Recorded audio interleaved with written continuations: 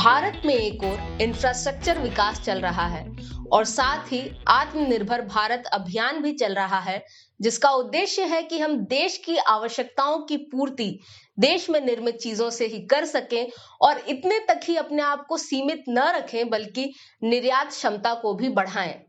ऐसे में वर्तमान में भारत में जो इंफ्रास्ट्रक्चर है उसमें और आत्मनिर्भरता की जो अवधारणा है उसमें एक विरोधाभास है। आपको जानकर आश्चर्य होगा कि भारतीय इंफ्रास्ट्रक्चर में चीनी निवेश 26 अरब डॉलर पहुंच गया है, ऐसा एक शोध में आया है और इसका सटीक अनुमान लगाना अभी संभव नहीं है। यह पैठ चीन ने बनाई कैसे?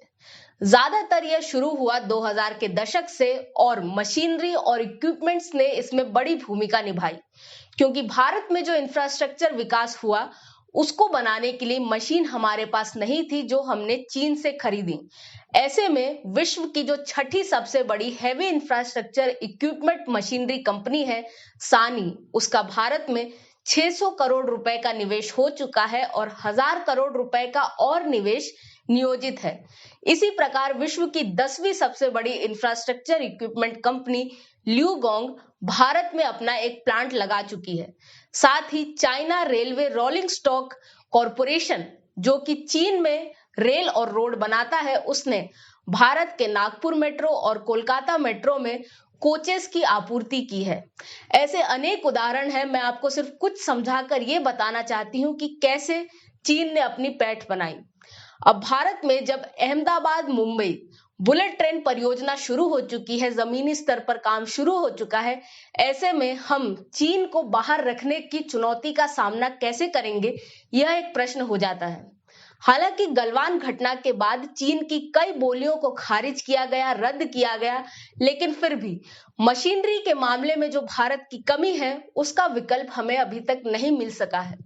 बुलेट ट्रेन में जापान के साथ भारत ने अनुबंध किया है और 1.1 लाख करोड़ रुपए की यह जो परियोजना है, इसमें 88,000 करोड़ रुपए हमें जीका से मिलेंगे। अनुबंध में यह भी तय हो गया है कि निर्माण का 72% कार्य भारतीय कंपनियों को ही सौंपा जाएगा और जो इलेक्ट्रिकल, टेलीकॉम, सिग्नलिंग इस प्रकार के क्षेत्रों का काम है वह जापानी कंपनियां करेंगी। ऐसे में भारतीय कंपनियों की क्या क्षमता है कि वे जो सीमित समय है उसमें निर्माण कर सकें।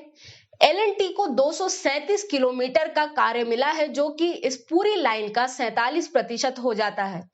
महाराष्ट्र में भूमि अधिग्रहण का काम पूरा नहीं हुआ है, लेकिन गुजरात में यह लगभग हो चुका है और 31 दिसंबर तक पूरी तरह से पूरा हो जाएगा, तो वहां से काम शुरू होना है। L&T के पास भी ऐसी मशीनें नहीं है जो ये काम कर सके। चीन की एक मशीन है ट्रांसपोर्टर गैंट्री और फुल स्पैम लॉन्चर। इसकी सहायता से यह होता है कि वह गर्डर लगाती है भारतीय मशीनों से 7 गुना अधिक स्पीड से। ऐसा इसलिए हो पाता है क्योंकि जो गर्डर पहले से लग चुके हैं उन्हीं की सहायता से आगे के गर्डर जोड़े जाते हैं, जबकि भारतीय पद्धति यह है कि हम सड़क के माध्यम से गर्डर ले जाते हैं और फिर उन्हें लगाया जाता है। ऐसे में जहां चीनी कंपनी की मशीनें एक दिन में 2 गर्डर लगा पाती हैं, भारतीय कंपनियां एक हफ्ते में 1.5 गर्डर ही लगा पाती हैं।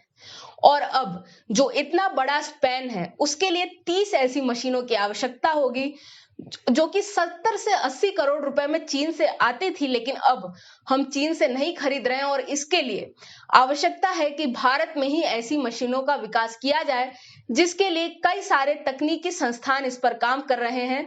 और लोगों का मानना है कि पहले किसी ने आवश्यकता महसूस नहीं की कि देश में मशीन बनाई जाए, क्योंकि काफी सस्ते दाम पर चीन से यह उपलब्ध हो जाती थी, इसलिए इस पर काम नहीं हुआ। लेकिन भारत में सामर्थ्य है कि वह इस प्रकार की मशीन को विकसित कर सके। इसके अलावा एक फायर रिटार्ड कपड़ा होता है, उस पर काम करने के लिए भी कहा गया है, और जो बैलास्ट होता है उसके बिना कोई ट्रैक बनाई जाए, ऐसे भी निर्देश दिए गए हैं। इसके अलावा जो सिग्नलिंग का काम इस प्रोजेक्ट में तो जापानी कंपनियों ने ले लिया है, लेकिन फिर भी भारत में भी वह तकनीक विकसित हो सके, इसके लिए भी कहा गया है। ऐसे में हम आशा करते हैं कि बुलेट ट्रेन का काम तय समय सीमा में पूरा हो और भारतीय कंपनियां तकनीक विकसित कर भारतीय तकनीक के माध्यम से ही इंफ्रास्ट्रक्चर विकास कर सकें। मैं हूं निष्ठा अनुश्री, देखते रहें स्वराज्य।